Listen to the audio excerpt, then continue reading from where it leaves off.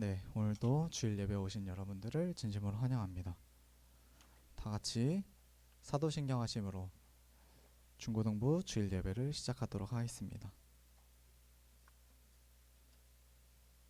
전능하사 천지를 만드신 하나님 아버지를 내가 믿사오며 그 외아들 우리 주 예수 그리스도를 믿사오니 이는 성령으로 잉태하사 동정녀 마리아에게 나시고 본디오 빌라도에게 고난을 받으사 십자가에 못 박혀 죽으시고 장사한 지 사흘 만에 죽은 자 가운데서 다시 살아나시며 하늘에 오르사 전능하신 하나님 우편에 앉아 계시다가 저리로서 산자와 죽은 자를 심판하러 오시리라.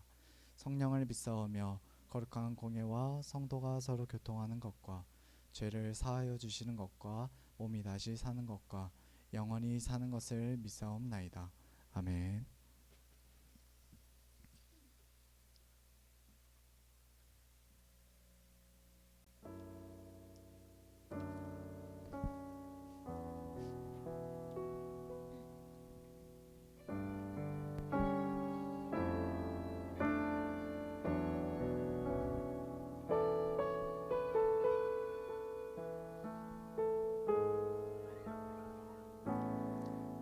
의지했던 모든 것 변해가고 억울한 마음은 퍼져가네.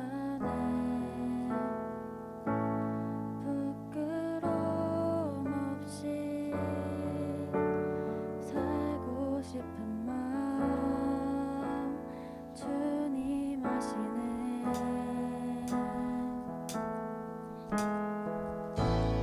모든 일을 손으로 이겨내고 죄의 유혹을 따르지 않네. 나를 구원하신 영원한 그 사랑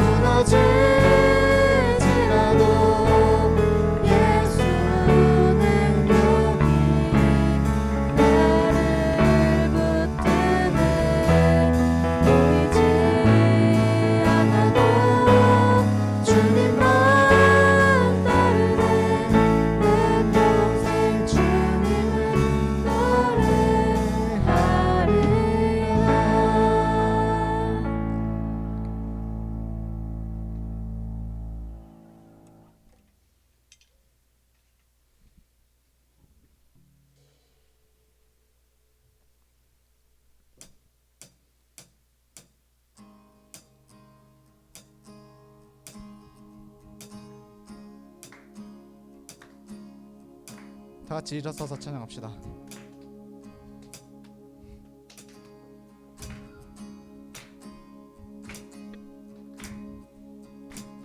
전능하신 주 놀라운 사랑 죄와 사망을 물리치셨네. 영광의 주님 만왕의 왕 예수.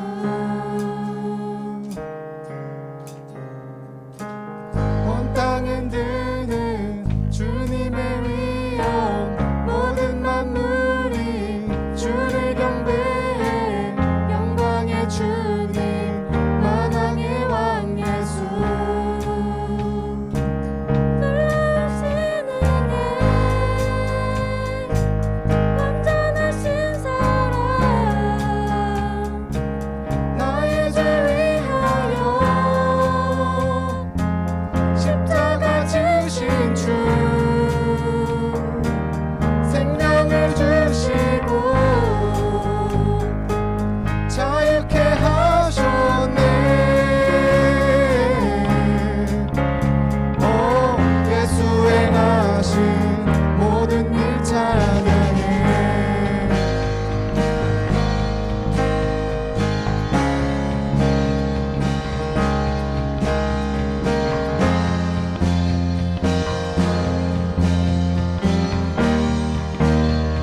모든 문제를 다스리시는 모든 문제를 다스리시는 보호하는 우리를 자녀 삼으신 영광의 주님 만왕의 왕 예수.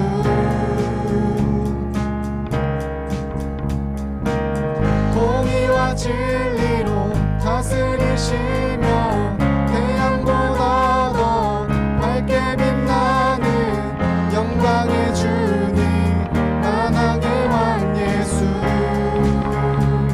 놀라우신 은혜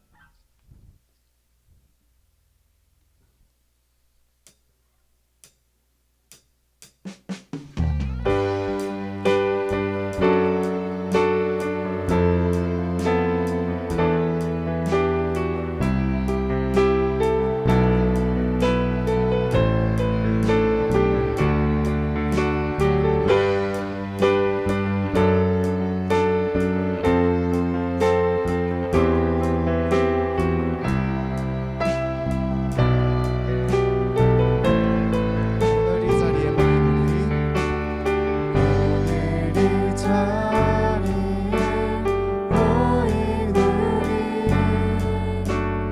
어린 양 예수 따라가는 우리 되게 하소서.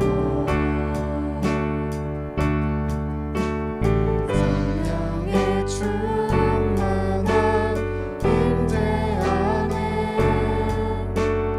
어둡던 우리는 밝아져서 주를 보게 하소서. 당신의 겸손함 당신의 겸손함 당신의 거룩함 당신의 정직함 우리에게 보이사 내 안에 교만함 내 안에 천박함 내 안에 거짓됨 모두 벗어버리고 어린 양 예수 따라가는 우리 되게 하소서.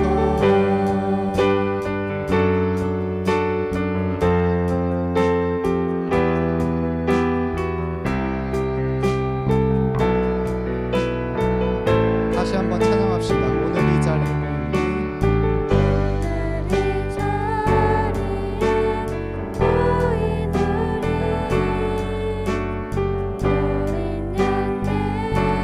예수 따라가는 우리 되게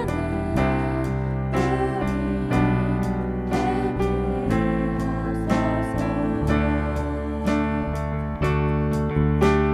성령의 충만한 임재 안에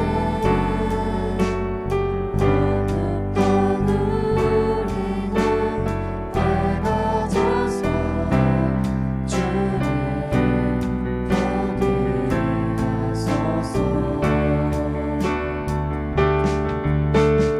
당신의 겸손함 당신의 거룩함 당신의 정직함 우리에게 보이사 내 안에 교만함 내 안에 천박함 내 안에 거짓됨 모두 벗어 어린 양 예수 따라가는 어린 양 예수 따라가는 우리 되게 하소서.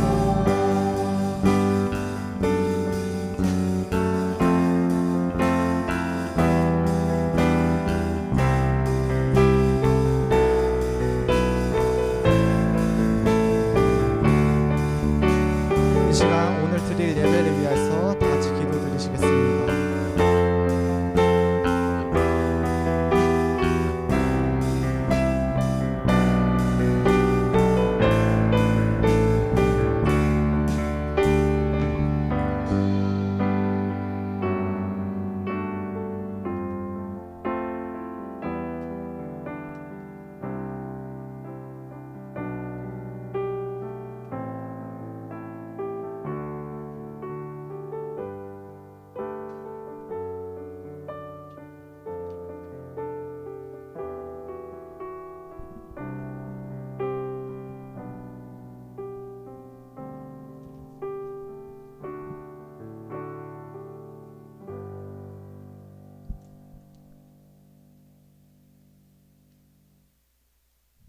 기도 드리시겠습니다. 참 좋으신 하나님, 오늘도 이렇게 예배 자리를 허락하심에 감사드립니다. 아직 예배에 나오지 않은 친구들의 발걸음을 안전하고 속히 인도하여 주세요. 지난 한 주간 역시 세상과 어울리는 삶에 집중하느라 주님의 가르침을 잊고 살았던 모습들을 많이 보였습니다. 그러면 안 되는 걸 알면서도 반복해서 실수하는 저희를 꾸짖어 주시고 나 혼자 세상으로 향하는 것이 아닌 주님과 함께하는 방향으로 갈 수 있게 저희를 붙잡아 주세요. 주님과 동행하는 삶, 주님을 닮아가는 삶을 살기 소망합니다. 하나님 말씀 전하시는 도사님께 강도사님께 은혜 더하여 주시고 우리 친구들의 듣는 귀 열어주셔서 마음에 주님 귀한 말씀 새겨 이번 한 주간도 열심히 살아갈 수 있게 해주세요. 항상 중고등부 친구들을 위해 말씀과 기도로 힘써주시는 우리 선생님들, 주님 사랑으로 가득 찬 중고등부 되기 위해 같이 노력하는 우리 임원단들이 있습니다. 그들을 감싸주시고 힘을 더하여 주세요. 이번 한 주간도 주님 말씀에 젖어 살게 하여 주세요. 감사드리며 예수님의 이름으로 기도드립니다. 아멘.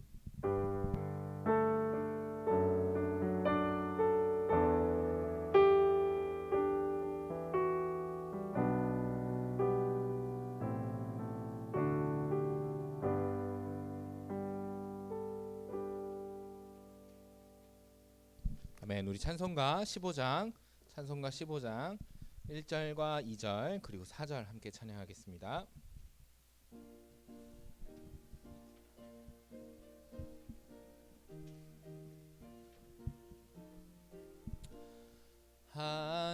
하나님의 크신 사랑 하늘에서 내리사 우리 맘에 항상 계셔 온전하게 하소서.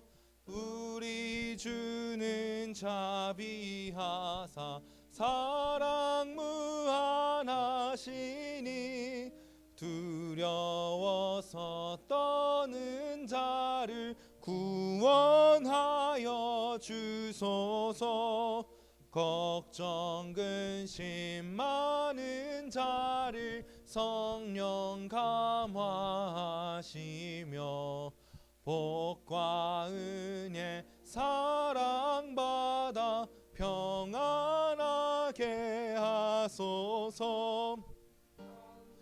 끝이 되신 주님 항상 인도하셔서 마귀 유혹 받는 것을 속히 끊게 하소. 4절입니다.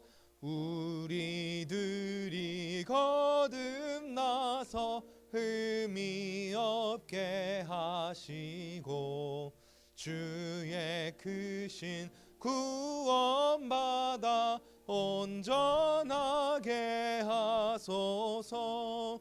영광에서 영광으로 천국까지 이르러 크신 사랑 감격하여 경배하게 하소서. 아멘.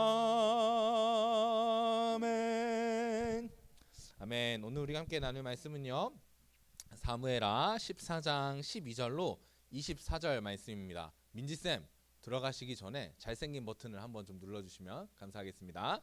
사무엘하 14장 12절로 24절의 말씀입니다.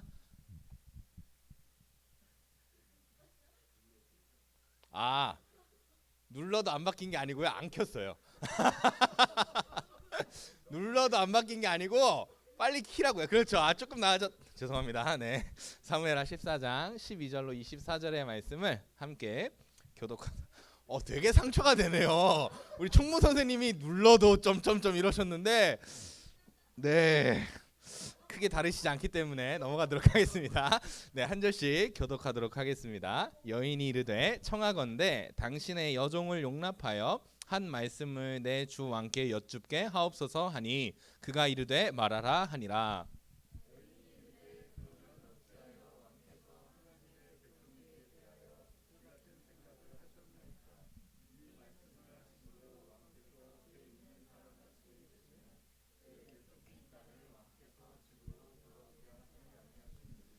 우리는 필경 죽으리니 땅에 쏟아진 물을 다시 담지 못함 같을 것이오나 하나님은 생명을 빼앗지 아니하시고 방책을 베푸사 내쫓긴 자가 하나님께 버린 자가 되지 아니하게 하시나이다.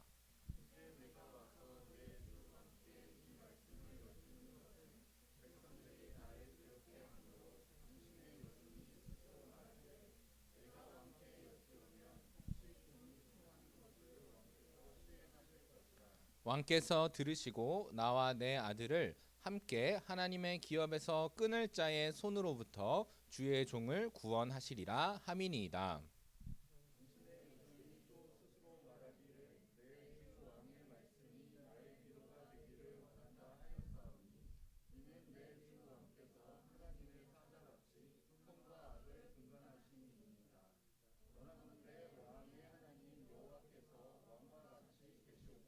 왕이 그 여인에게 대답하여 이르되 바라노니 내가 내게 묻는 것을 내게 숨기지 말라. 여인이 이르되 내 주 왕은 말씀하옵소서.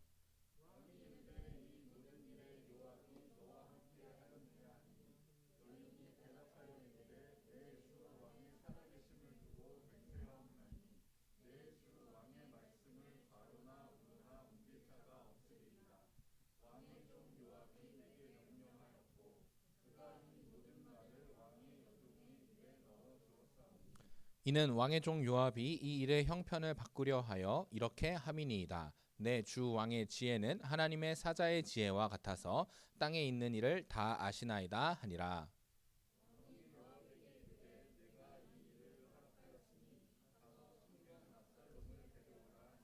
요압이 땅에 엎드려 절하고 왕을 위하여 복을 빌고 요압이 이르되 내 주 왕이여 종의 구함을 왕이 허락하시니 종이 왕 앞에서 은혜 입은 줄을 오늘 아나이다 하고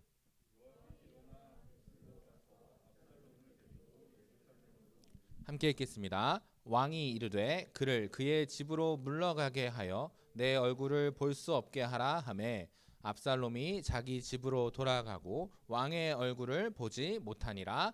아멘. 지난주 말씀을 짧게 묵상하고 넘어가도록 하겠습니다. 더 늦기 전에, 더 비참하기 전에 뭐 하라는 겁니까?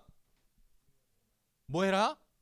회개해라. 감사합니다. 우리는 지난주에 다윗과 밧세바 사건을 통해서요, 죄의 4가지 나쁜 성질을 알아봤습니다. 고착성, 발육성, 전염성, 파멸성입니다.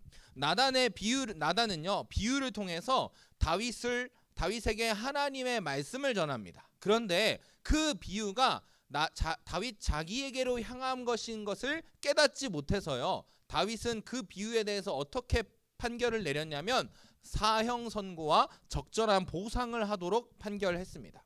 다윗이 이렇게 자신을 향한 하나님의 말씀을 깨닫지 못하자 이제 나단은 직접적으로 당신이 그 사람이라 말하며 한 가지 이제부터 하나님의 말씀을 전하기 시작하는데 그 내용을 요약하면 다음과 같습니다. 첫 번째, 하나님의 은혜를 기억하라는 것입니다.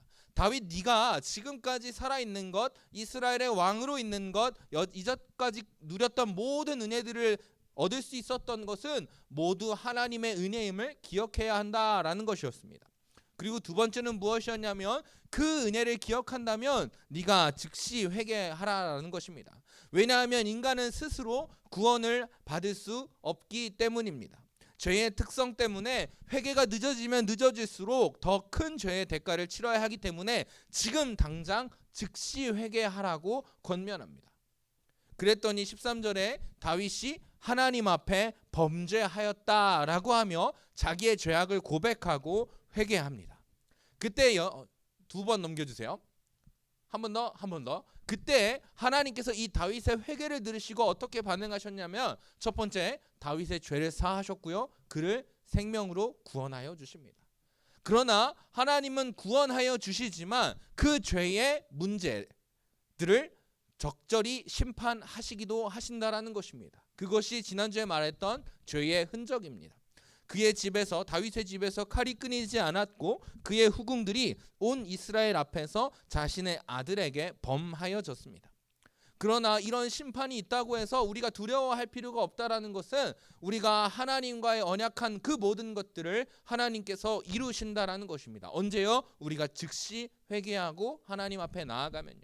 그래서 이 다윗을 향한 하나님의 언약인 다윗의 집을 영원토록 왕 위에 있게 하시는 것, 그것을 예수 그리스도의 다윗의 씨를 통해서 출생하심과 예수 그리스도가 영원한 왕에 함께 하시는 그 언약으로 모든 것을 이루셨다라는 겁니다. 그렇기 때문에 우리도 더 늦기 전에, 더 비참하기 전에 그 하나님의 은혜 가운데 들어가는 우리 모든 중고등부가 되어지길 소망합니다. 가 지난주 말씀의 주제였어요. 오늘의 말씀을 한 목소리로 읽겠습니다. 시작. 기도와 말씀으로 분별해야 합니다. 지난주 말씀이 끝나고요. 오늘 본문이 시작하기 전까지 몇 가지의 사건이 쫙 있어요. 자, 깔끔하게 빠르게 정리 한번 해볼게요. 첫 번째, 진짜로 하나님이 나단을 통해서 말씀하신 것처럼 이 집 안에 다윗이 밧세바를 범하여 난 아들이 태어나자마자 죽습니다.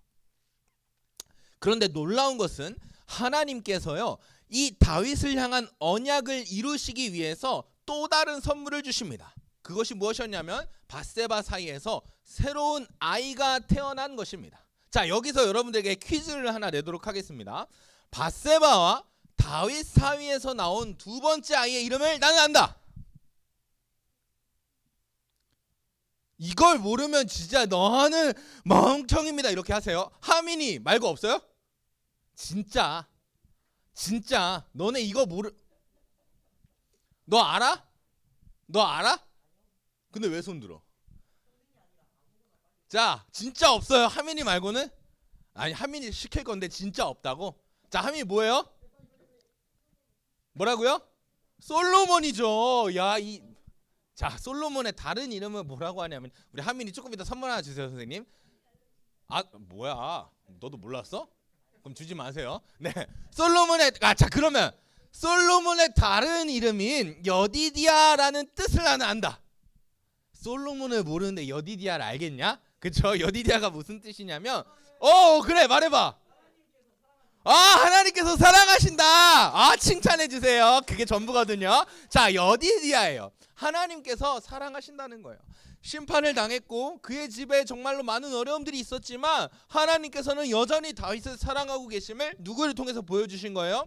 솔로몬을 통해서 보여주신 거예요. 솔로몬은 이후에 매우 중요하니까 기억하시기 바랍니다. 자, 그리고 나서 이 솔로몬이 태어난 이후에 다윗이 라빠라는 곳을 쳐서 점령합니다. 그만큼 이 다윗의 능력이 점점점 높아지고 있었다라는 것이죠. 그리고 나서요, 다시 한번 그 후회가 나옵니다. 새로운 이야기가 시작되는데, 자, 새로운 이야기 시작하기 전에 한 가지 공부를 좀 하고 지나갑시다. 다음이요. 다윗은요, 많은 부인들을 데리고 있었습니다. 여기 보라색이 다 부인들이에요. 그리고 그 외라고 하면서 꽤 있어요. 자, 그러면 이 부인들을 통해서 낳은 이 사람들은 누굴까요? 자식들이겠죠. 자, 오늘은 이 많은 자식들 중에 아까 봤던 솔로몬이랑 세 명의 인물을 더 확인해 봐야 됩니다. 첫 번째, 암논이라는 사람입니다. 두 번째, 압살롬이라는 아들입니다. 세 번째는 딸인데요, 다말인데요, 압살롬의 친여동생이에요. 이 관계를 기억하면서 우리가 한번 이 요약을 한번 넘어가 보도록 하겠습니다. 이 암논이라는 놈이요, 압살롬의 친여동생 다말을 강간합니다. 그래서요, 그런데 문제는 다윗이 이 압살롬을 엄청나게 막 심판하지 않아요. 냅둡니다. 화는 내지만 냅둬요. 그래가지고 압살롬이 빡쳐가지고 그 빡이 식어지지가 않잖아요. 그래서 2년간 참다 넘어주세요. 2년간 참다 정말 치밀하게 계획해서요, 이 암논을 죽여버립니다. 자, 그런데 여기서 다윗 왕이 아빠잖아요. 아빠라면 자기의 형을 죽인 압살롬을 혼내야 되는데 또 이번에도 혼내지 않아요. 직결적으로 심판하지 않습니다. 그래서 압살롬이 어떻게 하냐면요, 두려워서요, 어디로 가냐면 그술이라는 외할아버지한테로 갑니다. 외할아버지한테로 도망가서 3년을 머무릅니다. 이런 사건들을 통해서 우리가 볼 수 있던 것은요, 이 다윗은 어떤 존재인가라는 거예요. 여러분 박수 한번 쳐주세요. 제가 이번 주에 딸을 낳았답니다. 와, 이름은 장시연이에요. 앞으로 많이 이뻐해 주시고 기도해 주시기 바랍니다. 자, 그런데 딸을 낳아 보니까요, 너무 이뻐요. 이번 주에 조리원에 일주일 내내 같이 있었는데, 엄마 젖을 물고 뭐 아니면 젖병을 물고 이렇게 젖을 먹잖아요. 근데 그 꼴깍꼴깍 넘어가는 게 너무 이쁜 거야. 와, 미치겠는 거예요. 그래서 계속 그것만 보고 있고, 애 또 뭐 씻으라고 하면 계속 영상 보고 있고 막 그랬거든요. 이게 부모라는 존재인 것 같아요. 다윗도 마찬가지였어요. 부성애가 넘치는 인물이었습니다. 아까 말했듯이 암논이 다말을 범했음에도 불구하고 그 암논을 크게 질책하지 않았어요. 왜요? 약간 삐뚤어졌지만 그 암논을 사랑했기 때문입니다. 암논을 죽인 압살롬도 분명히 화를 냈지만 그 압살롬을 죽이기 위해서 그술까지 가서 그를 처형하는 일을 저지르지도 않습니다. 저는 아직까지 이 부모의 마음을 다 알지는 못하지만 아마도 자신의 아들의 죄악을 덮어주고 넘겨주려는 것들이 아마 부모의 마음이 아닌가 싶기도 합니다. 그리고 심지어 오늘 읽었던 14장 앞절에 있는 1절에는 이렇게 기록되어 있어요. 수르야의 아들 요압이 왕의 마음이 압살롬에게 향하는 줄을 알았다라고 써 있습니다. 무슨 소리입니까? 암논이 죽고 난 그 슬픔이 이제 좀 가시기 시작하니까, 한 3년 정도 지나서 그 아픔이 점점 없어지기 시작하니까 이제는 그 암논을 죽였던 압살롬이 보고 싶어지는 겁니다. 그리워지기 시작하는 것입니다. 이 요압이라는 사람이요, 그래서 다윗을 위해서 한 가지 계략을 짭니다. 그 계략이 무엇이냐면 압살롬을 다시 불러들이는 겁니다. 그래서 드고와 여인이라는 사람을 불러서요, 그 여인을 아주 불쌍한 과부로 꾸며 연기를 시킵니다. 그리고 그녀는 불쌍한 과부로 다윗 앞에서 이렇게 요압이 전한 말을 연기하기 시작합니다. 요압이 꾸며낸 이야기의 내용은 이렇습니다. 여인에게 2명의 아들이 있었습니다. 2명의 아들이 있었는데 두 아들이 들에서 놀다가 한 형제가 다른 형제를 쳐서 죽였다라는 것입니다. 그러자 온 족속이 일어나서 이렇게 말합니다. 본문 앞에 있던 7절입니다. 제가 읽겠습니다. 온 족속이 일어나서 당신의 여종 나를 핍박하여 말하기를 그의 동생을 쳐 죽인 자를 내놓으라. 우리가 그의 동생 죽인 죄를 갚아 그를 죽여 상속자 될 것까지 끊겠노라 라고 이야기해요. 형이 아마 동생을 죽인 것 같아요. 그랬더니 그 형을요, 온 족속이 일어나서요, 걔 처형해야 되니까 내놔 라고 이 과부한테 압박을 가했다라는 거예요. 그런데 그 사람을 끊게 되면, 그 형까지 죽게 되면, 자 보세요. 다음 PPT요. 그러한즉 그들이 내게 남아있는 숫불을 끈다라는 표현이 무슨 표현이냐면 가문을 멸망시킨다라는 겁니다. 남은 아들까지 죽으면 이 가문이 완전히 끊어짐을 의미합니다. 남편의 이름과 씨를 세상에서 남겨두지 아니하겠나이다 라고 말하죠. 다윗이요, 이 여인의 말을 듣고요, 깜짝 놀라면서 화를 냅니다. 어떡하지 하다가 이 처벌을 요구하는, 자신의 아들을 죽이려고 하는 족속들 때문에 너무 힘들고 두렵다라는 이 여인을 바라보면서요, 이 다윗이요, 죄송해요, 깜짝 놀란 게 아니고 연민을 느낍니다. 불쌍함을 느껴요. 문제는 이 남은 살인자 형을 죽이면요, 이 다윗은 굉장히 공의로운 왕이 되지만 과부를 지키지 않는 아주 매정한 왕이 되는 것입니다. 반대로요, 이 왕이 아들을 살려주면요, 이 여인을 지킬 수는 있겠지만 공의롭지 못한 왕, 모든 족속에게 지탄을 받을 왕이 된다라는 겁니다. 그래서 다윗이 이 문제에 대해서 골똘히 고민하기 위해서 8절에 보면 이렇게 써 있어요. 여인에게 이르되 네가 집으로 가라. 내가 따로 너에게 명령을 내려줄게 라는 거예요. 왜요? 그 고민이요, 지금 당장 끝나지 않기 때문에 내가 고심하고 또 고심해서 정확한 판결을 너에게 내려줄게. 그러니까 잠깐 집에 가 있어 라고 말하는 거예요. 자, 그런데 여러분 잊지 마셔야 할 게 무엇이냐면 이 이야기가 진짜예요, 가짜예요? 가짜예요. 요압이라는 사람이 다윗을 속이기 위해서 꾸며낸 허구의 이야기입니다. 소설이라는 것이죠. 요압의 목적은요, 이 비유를 통해서 드러나고 있어요. 자, 한번 보세요. 다음 PPT예요.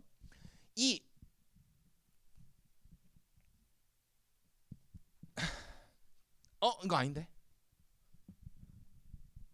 에? 거짓말하지 마요. 선생님, 제가 이거예요. 네. 자, 드고와 여인이 비유에 나타났는데 두 형제가 있었고 온 족속이 있었죠. 드고와 여인이 누구냐면 다윗 왕이에요.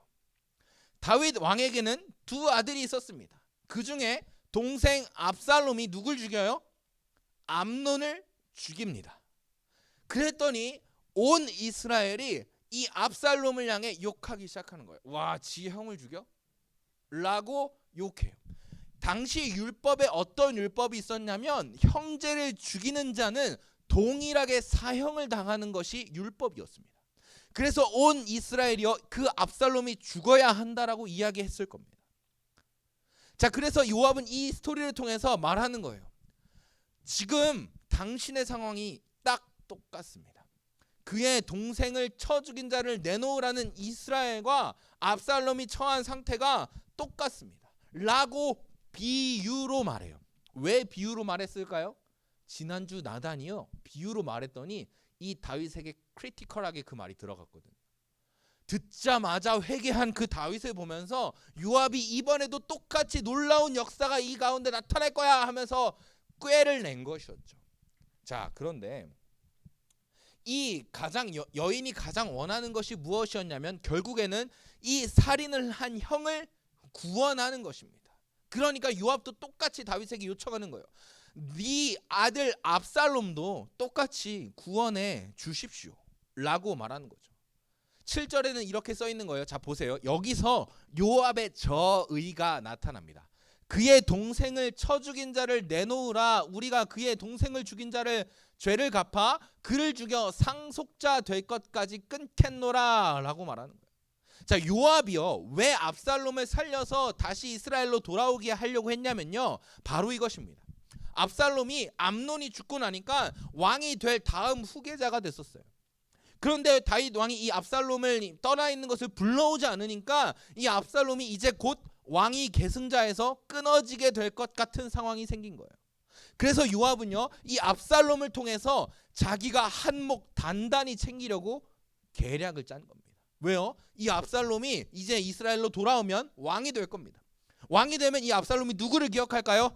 요압, 내가 너 때문에 왕이 됐어 라고 하면서 이 요압에게 큰 지위와 명예와 부를 주겠거니 라고 생각했기 때문에 이런 계략을 꾸몄다라는 것입니다. 드고아 여인은요 이 요압의 계획을 이뤄주기 위해서 계속해서 다윗에게 동정심을 유발하였고 결국 다윗은 이 동정심에 넘어가서요 여인에게 되돌이킬 수 없는 약속을 합니다. 그 약속이 11절에 드러나는데요 11절 노란 글씨 한 목소리 읽겠습니다. 시작. 무슨 약속을 하냐면 내가 절대로 너의 아들의 머리카락 하나도 땅에 떨어지지 아니하겠다.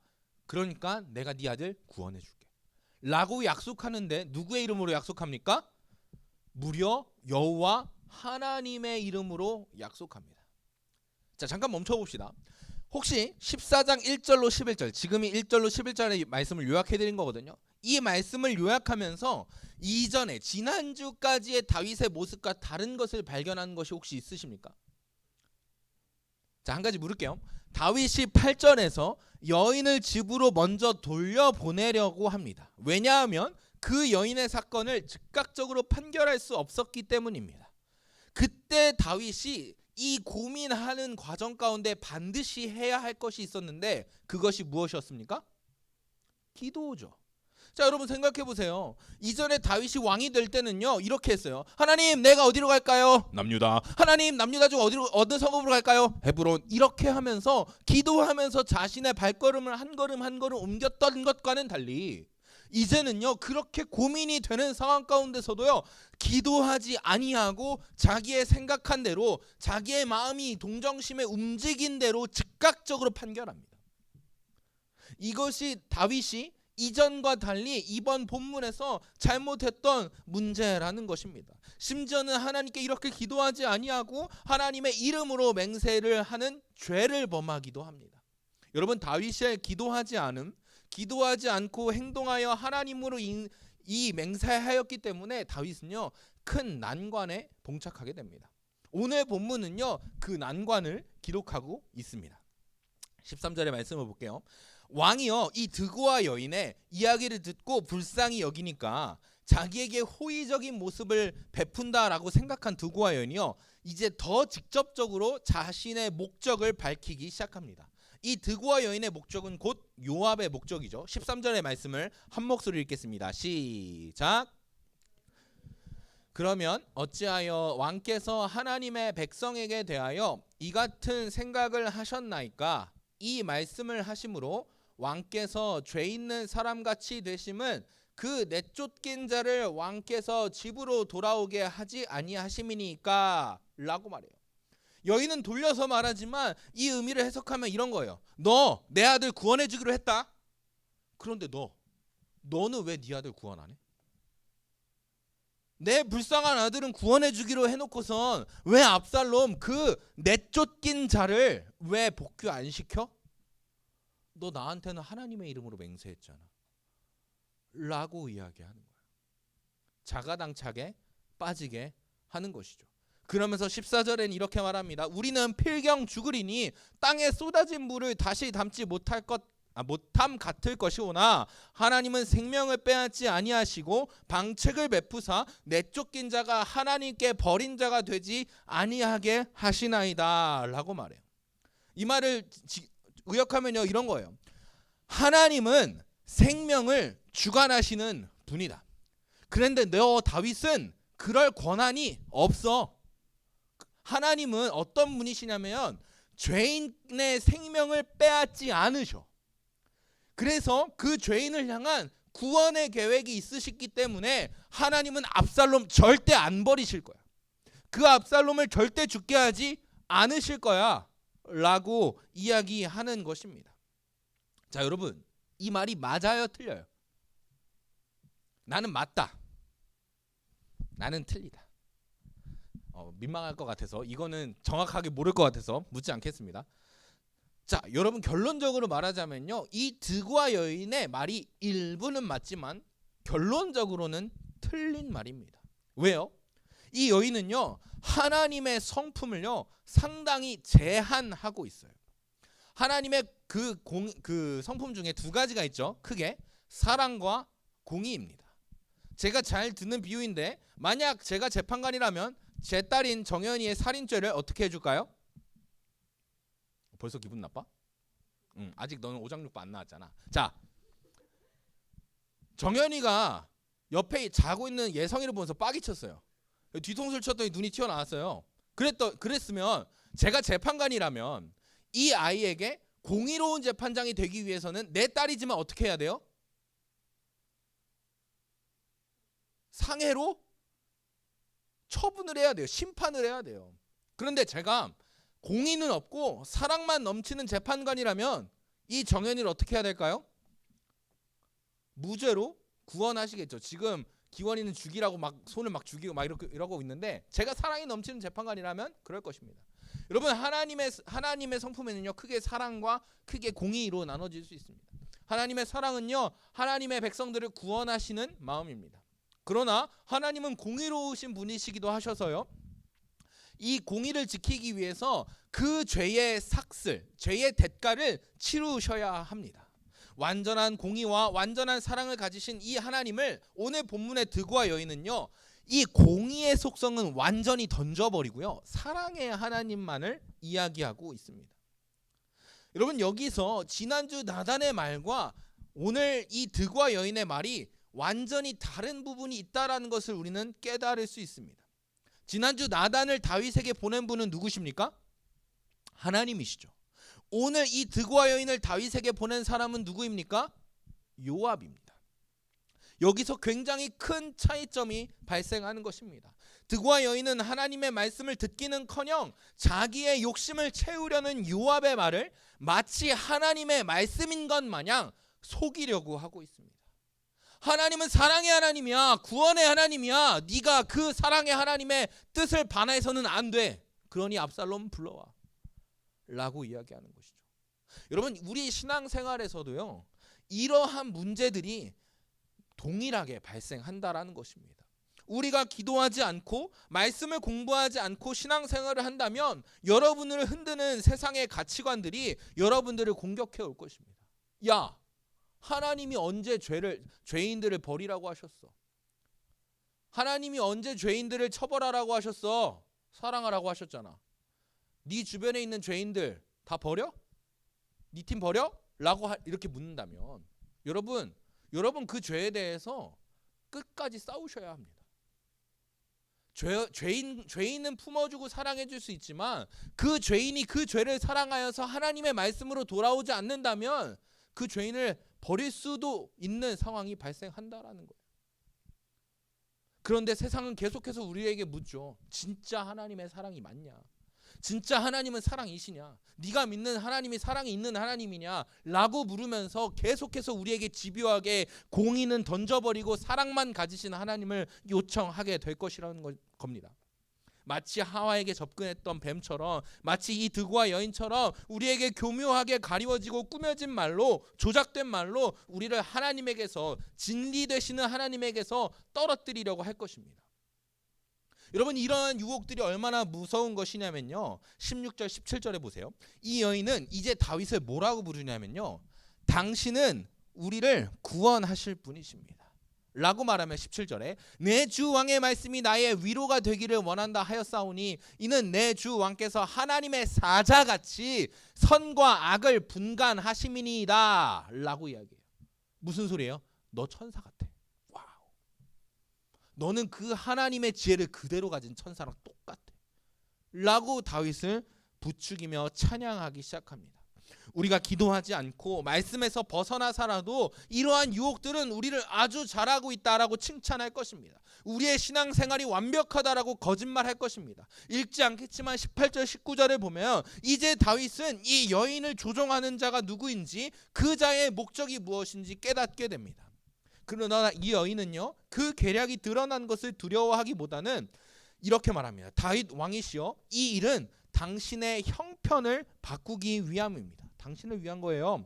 당신의 지혜는 천사의 지혜와 같아서 모든 것을 아시는군요 라고 말하며 더 높은 수준의 아첨을 하게 됩니다. 그런데 여러분, 재밌는 건 여기 있어요. 이 말이 요압의 거짓인 것을 아는 이 다윗이요, 어떻게 반응했냐면요, 보세요. 21절입니다. 함께 읽을까요? 시작.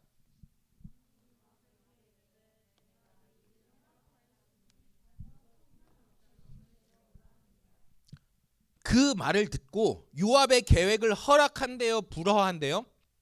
허락한대요. 이게 문제예요. 우리는 죄와 피 흘리기까지 싸워야 하는 사람들인데 그 죄를 분명히 알고 있는 다윗이요, 그 죄를 어떻게 해요? 허락해요. 율법으로는 처형당해야 할 압살롬이 다시 왕궁으로 돌아오는 것을 허락합니다. 이제 요압의 계략도 알아차렸는데 이 말이 거짓인 것을 알면서도 왜 압살롬이 돌아오는 것을 허락했을까요? 그 이유의 첫 번째는 무엇이었냐면요, 그가 기도하지 않았고 너무 가볍게 하나님의 이름으로 맹세했기 때문입니다. 그가 하나님의 이름으로 맹세한 사실이 있기 때문에 이 여인의 말에서 도망칠 수가 없는 것입니다. 그리고 두 번째는요, 이 요압의 계획이 다윗의 마음에 쏙 들었거든요. 기도하지 않고 하나님의 뜻을 묻지 않으니까 자기 마음에 쏙 드는 이 계획을 허락한 것입니다. 결국엔 이 다윗도 압살롬을 그리워하였기 때문에 이 압살롬이 돌아오는 것을 허락했다라는 것입니다. 요압의 욕심과 다윗의 욕심이 일치하니까 하나님의 뜻이나 말씀과는 상관없이 그 둘의 마음대로 일이 진행되기 시작합니다. 이것이 우리가 신앙생활 속에서 분별력을 길러야 하는 이유입니다. 우리가 기도하지 않고 말씀 읽지 않으므로 우리의 영적 분별력이 떨어지면요, 욕심으로 시작된 계략과 알량한 아첨에도 쉽게 무너지고 흔들리고 하나님의 말씀에서 떠나게 될 것입니다.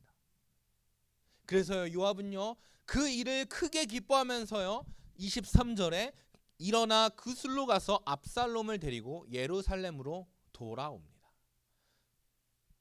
압살롬이 결국에는 예루살렘으로 귀환하게 됩니다. 그런데 이 다윗에게 분명히 압살롬을 향한 사랑의 마음이 있었는데 한편으로는 이 다윗에게 여전히 그 하나님의 성품이 닮아 있었던 것으로 보입니다. 24절, 오늘 본문의 마지막인 24절의 말씀을 한 목소리 읽겠습니다. 시작. 왕이 이르되 그를 그의 집으로 물러가게 하여 내 얼굴을 볼 수 없게 하라 하매 압살롬이 자기 집으로 돌아가고 왕의 얼굴을 보지 못하니라 라고 써 있어요. 그리고 14장 21절의 말씀을 보면요, 왕이 요압에게 그 일을 허락할 때 누구를 데려오라고 하냐면 청년 압살롬을 데려오라고 합니다. 여러분, 여러분들이 만약에 여러분의 엄마가 여러분의 풀네임을 부르면서 야 장석호 라고 한다면, 야 오연서 라고 한다면 여러분들의 마음은 어떻게 될까요? 쿵쾅거리기 시작할 겁니다. 뭐지? 뭐 들킨 거지? 내가 뭘 잘못했지? 내가 방을 안 치웠나? 성적 떨어진 거 조작한 거 들켰나? 라고 하면서 용태야 그치? 라고 생각하게 될 것입니다. 여러분들의 마음이 뛰기 시작할 거예요.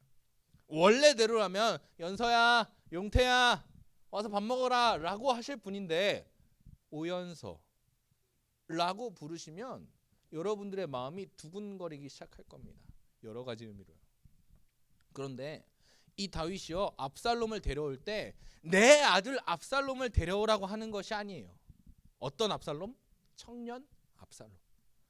그냥 나이가 어린 압살롬을 데려오라고 이야기합니다. 왜일까요?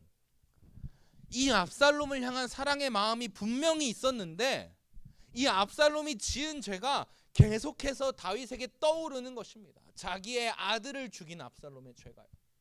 그래서 내 아들, 내 사랑하는 아들 압살롬이 돌아와라 라고 말하는 것이 아니라 청년 압살롬 돌아와라 라고 하고, 실제로 이 압살롬이 돌아오니까요, 그의 집으로 물러가게 하여 내 얼굴, 다윗의 얼굴을 볼 수 없게 하고 압살롬이 자기 집으로 돌아가고 왕의 얼굴을 보지 못하니라 라고 써 있어요.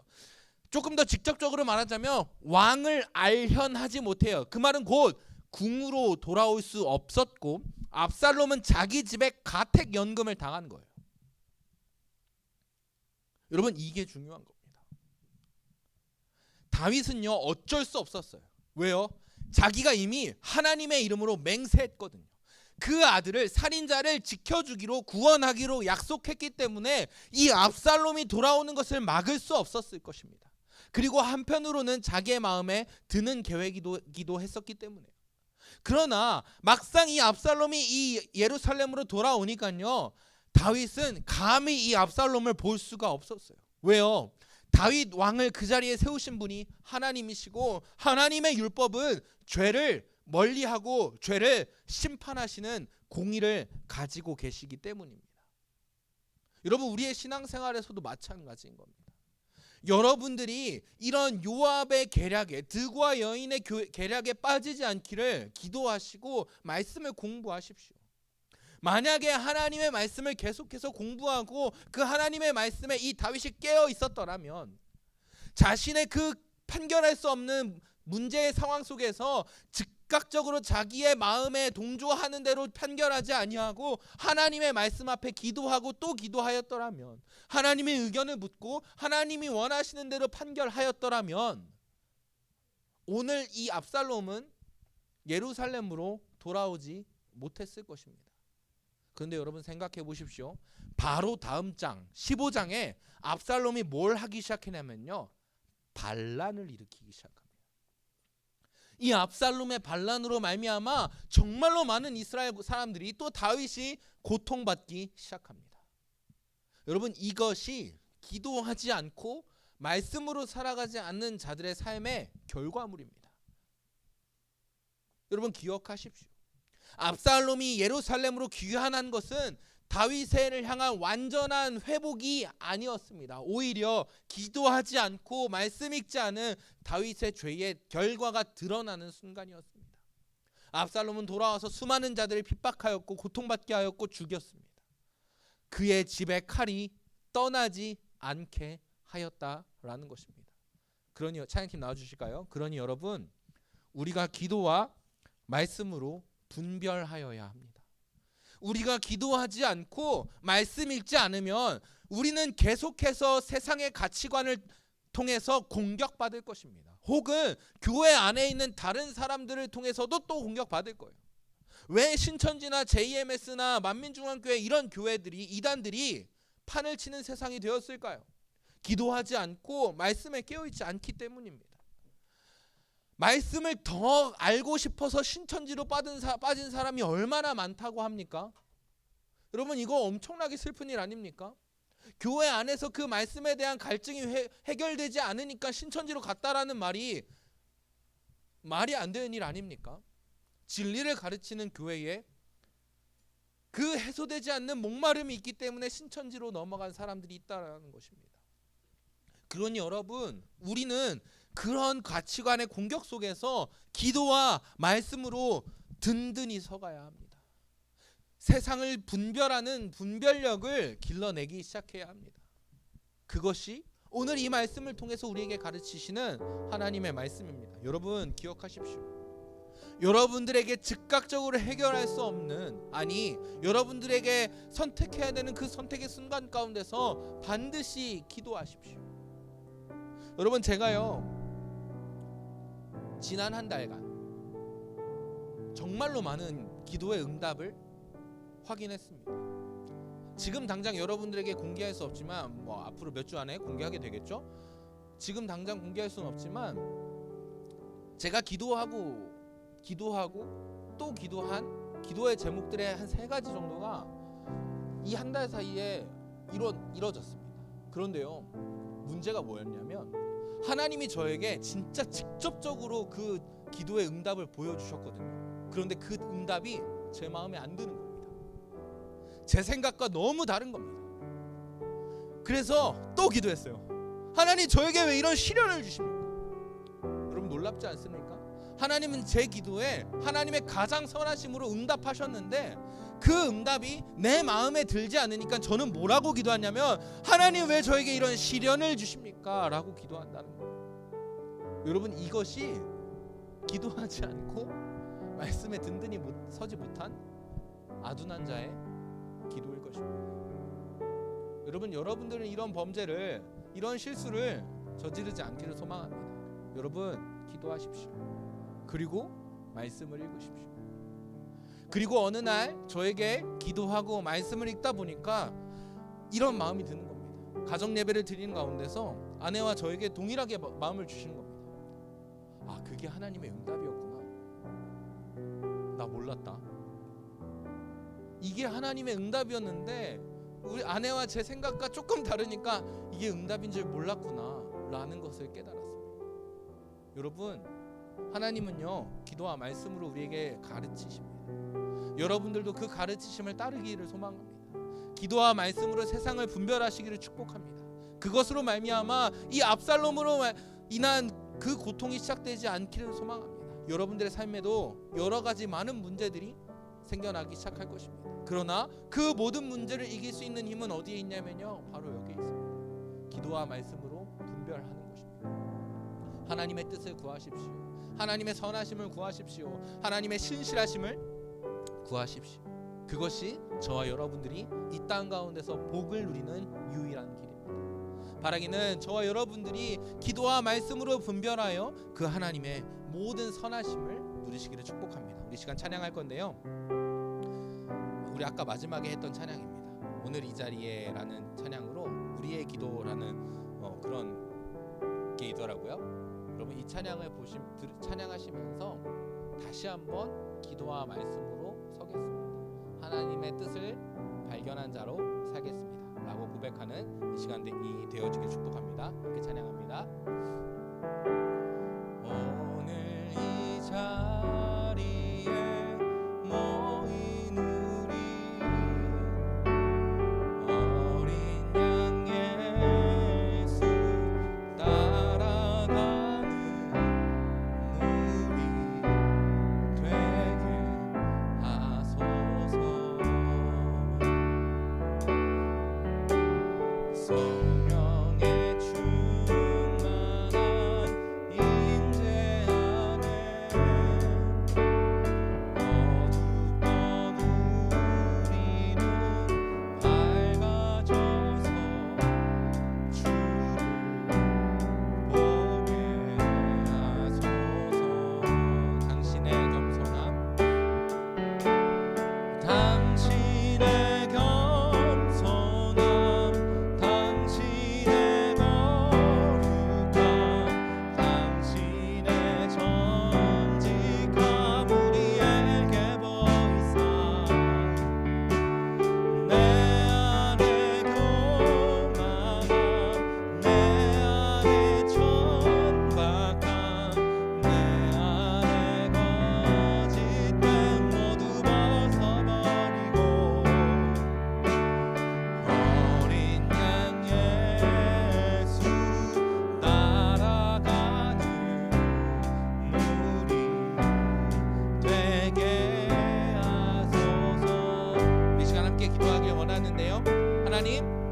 기도할 수 있도록 도와주십시오. 내가 하나님의 말씀을 듣고 읽고 묵상할 수 있도록 우리의 마음을 지켜주십시오. 내가 하나님 앞에 기도하고 그 하나님의 말씀을 들을 때에 그 하나님의 겸손하심과 거룩하심과 정직하심이 우리에게 나타나게 하시고 그 말씀을 따라 이제는 우리가 우리 안에 있는 교만함과 천박함과 거짓됨을 벗어버리고 그 예수 그리스도의 길을 쫓아가는 예수님의 제자요 하나님의 백성이 될 수 있도록 주님 인도하여 주시옵소서. 우리 이 기도 제목 가지고 간절한 마음으로 기도하며 나아가겠습니다. 기도합니다.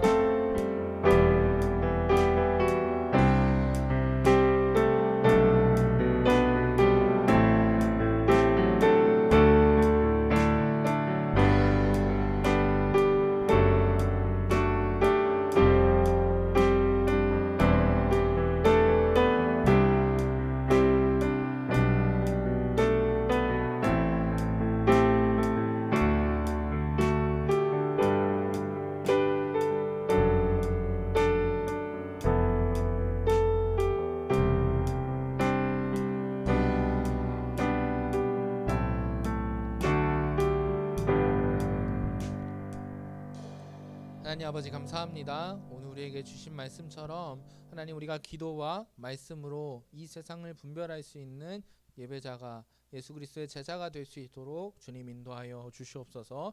우리가 기도와 말씀으로 우리를 흔들려 하는 모든 사단의 계략에서 승리케 하시고 특히 우리가 말씀을 잘 배우며 나아갈 때 하나님의 말씀을 가감하여 하나님의 말씀을 재단하여 우리를 혼란케 하는 모든 더러운 세력들을 세력들과 싸워 이길 수 있도록 주님 인도하여 주시옵소서. 그것으로 말미암아 우리에게 허락되어 주시는 최고의 복을 누리며 살아가는 우리 중고등부가 되어지길 소망하오니 우리에게 기도의 문을 열어주시고 우리가 말씀을 읽을 때 그 말씀이 깨달아지고 우리의 마음에 새겨질 수 있도록 성령 하나님께서 인도하여 주시옵소서. 혹여나 우리가 요압과 같이 다른 이의 문제를 해결해 주려고 하는 상황들이 있습니까? 하나님 그렇다면 우리가 요압과 같이 자신의 욕심을 위해서 일하지 아니하게 하시고 그 자리에서도 기도하며 하나님의 뜻을 구하며 이웃을 섬길 수 있는 우리 중고등부 한 사람 한 사람이 될 수 있도록 주님 인도하여 주시옵소서. 우리 모든 기도에 응답하실 줄 믿사오며 역사하시는 우리 구주 예수 그리스도의 이름으로 기도드립니다. 아멘. 우리 주기도문으로 예배를 마치겠습니다. 하늘에 계신 우리 아버지여, 이름이 거룩히 여김을 받으시오며 나라의 임하옵시며 뜻이 하늘에서 이룬 것 같이 땅에서도 이루어지이다. 오늘날 우리에게 일용할 양식을 주옵시고 우리가 우리에게 죄 지은 자를 사하여 준 것 같이 우리 죄를 사하여 주옵시고 우리를 시험에 들게 하지 마옵시고 구하옵소서. 대개 나라와 권세와 영광이 영원히 있사옵나이다. 아멘.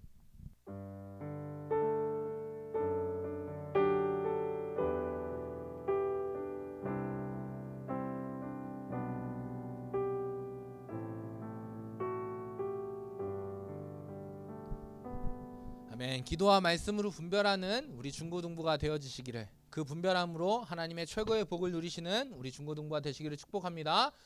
여러분, 제가요 어제 설교 시뮬레이션을 한번 돌려보니까 설교 시간만 한 50분이더라고요. 줄여서 40분까지 줄였는데 여러분 다음 주는요 설교가 10분 정도로 끝날 것 같습니다. 그럼 박수 치지 마세요 선생님. 네, 10분 정도로 최대한 빨리 끝낼 테니까요 다음 주 전도 축제를 잘 기억하시면서 오실 수 있었으면 좋겠습니다. 우리 부장님 나오셔서 광고 전해주시겠습니다.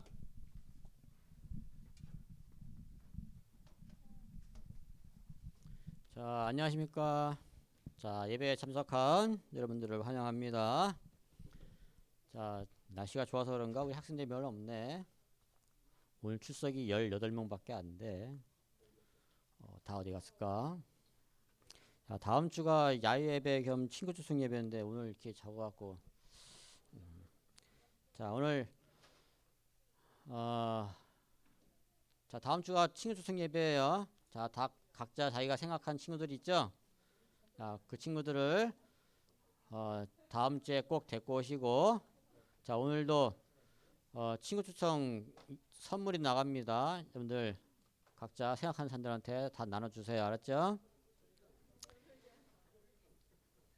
자, 그리고 오늘 공과 공부 다음으로 중요한 것이 다음 주 친구 초청 예배에 참석할 인원이에요.